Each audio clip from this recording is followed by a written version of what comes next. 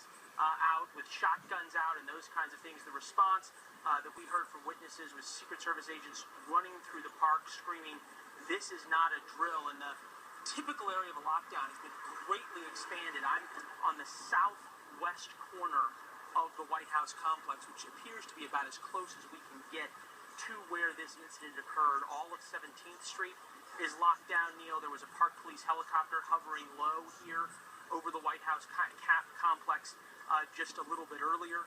They have started to let media and other White House employees back into the complex on the north side of the White House, at least seeming that they feel as though the immediate threat has ended, and that would be consistent with the reporting that we have heard, although at the area where this incident occurred, you can still see Secret Service agents walking around with heavy weapons out, something that we very rarely see here at the White House.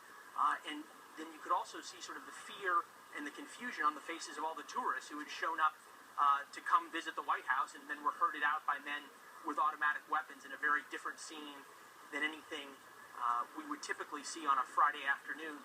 To give you a sense, the southwest corner of the White House complex, where West Executive Drive is, would be the first checkpoint that you would go through, either where you would present your credentials to the Secret Service, the passes they issue to get into the White House grounds, or you would say, "I'm here for an appointment."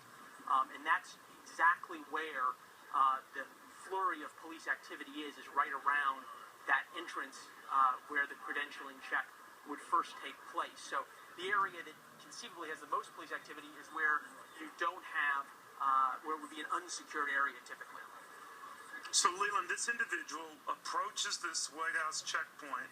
He has a weapon in plain sight. He's not necessarily aiming it, I guess, at anyone at that point. The Secret Service tells him repeatedly to drop the weapon. He refuses to, and that's when the Secret Service opened fire. I know, I'm working on that. That would be consistent with the reporting that we've heard, Neil, in terms of the way this happened. Although at this current moment, we're still seeing a number of police cars coming down here, 17th Street, with lights and sirens on. And they're just coming down here. These are unmarked cars. Hard to tell whether they're Secret Service or whether they're the FBI. We know that their response team has come out. And then obviously the Secret Service has their entire counter-assault team out. The area in which this happened would have been very close to where President Obama often leaves from when he heads out, as he did today, to head out to the ball. All right, we are losing our audio with Leland. I apologize for that. What you're looking at here is the Eisenhower Executive Office Building. It used to be called the Old Executive Office Building. It is an incredible structure. Walls at some point 6 feet thick. And this is the administrative offices next door to the White House. So looking flat at it, behind that building, if you were to see through it, is the White House itself.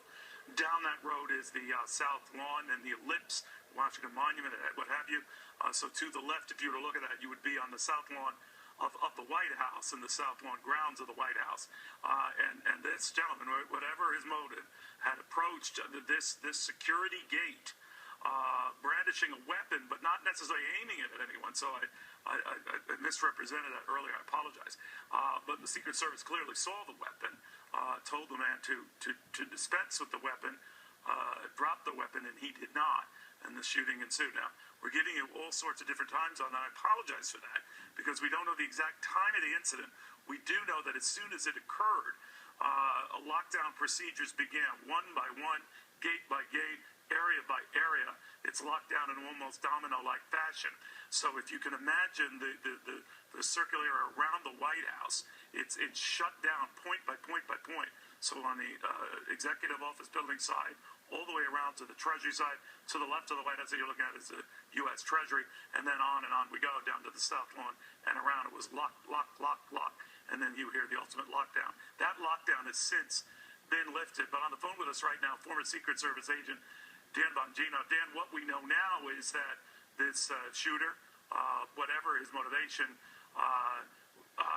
is in a Washington area hospital. We don't know his exact condition. Reports are kind of all over the map. No one else was shot from what we understand. What do you make of what we know? Well, from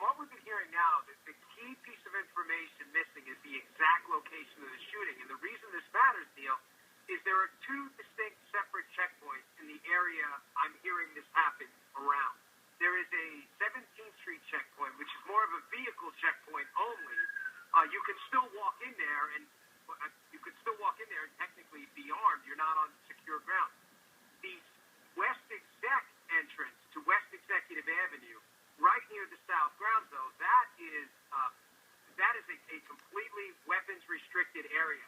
Secret Service, federal law enforcement only. So I'm curious as to exactly where it happens. The difference is critical because I'm kind of wondering how they got so close and who picked up on this individual first if he did, in fact, show a weapon. So, the location tells the entire story.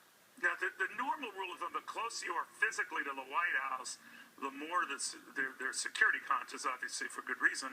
So if you're at the Eisenhower Executive Office Building, the so-called old Executive Office Building, it's one thing. If you're literally right outside the grounds of the White House, a lot of reporters go on the Pennsylvania Avenue side to get access to the White House or a visit or an appointment.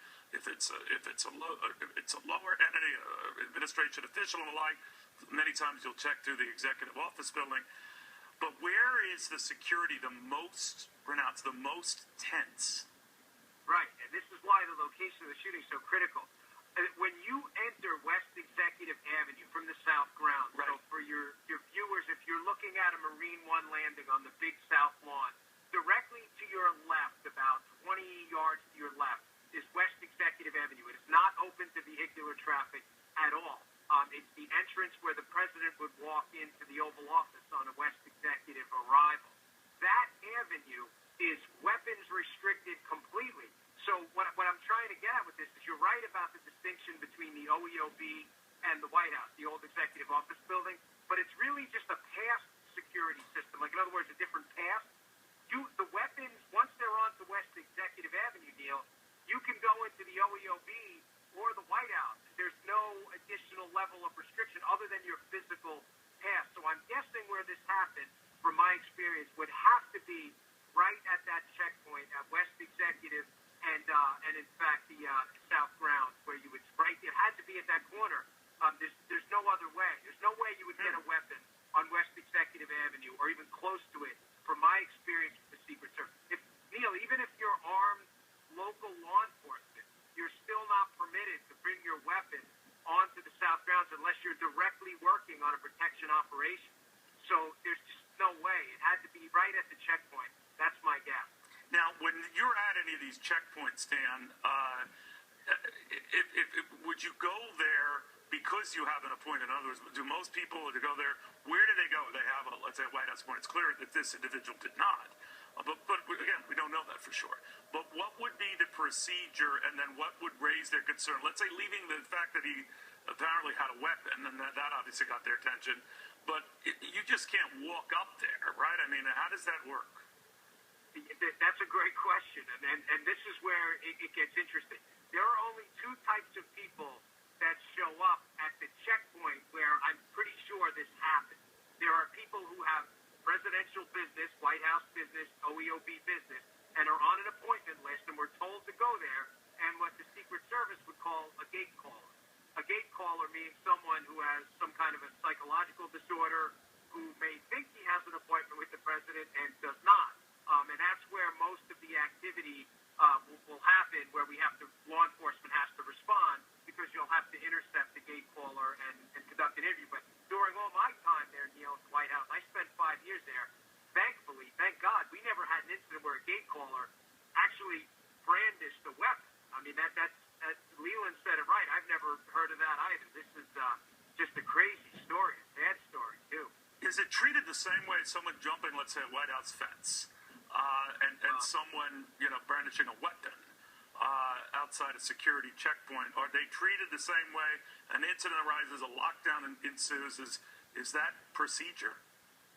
Well, yes and no. The difference in this case is, remember, just because you jumped the fence at the White House, the Secret Service doesn't have any special, law enforcement powers. Where this isn't like a Black Ops television movie. Even though you've jumped the fence at the White House, you're still only guilty of trespassing. So unless you're presenting an actual physical threat, like say you were to jump the fence and then brandish a weapon, then the Secret Service can engage with deadly force. But I got this question a lot about the last fence jumper. Why didn't they shoot him? Well, because he was trespassing. What did you want them to do? Shoot? I mean, he didn't have a weapon that he was actively displaying. This case is different. So when you're in that secure bubble area, that middle perimeter, which is where I think this happened from the reports I'm hearing, if you're going to brandish a weapon in that area and you're presenting deadly force, yeah, the Secret Service is perfectly perfectly legally entitled to order you to drop the weapon. If you don't do so, to engage. And, nobody wants to do that, but, apparently there weren't a lot of viable options. All right, Dan, if you could just hang on there. I want to bring James Rosen back outside the White House now with the lockdown lifted.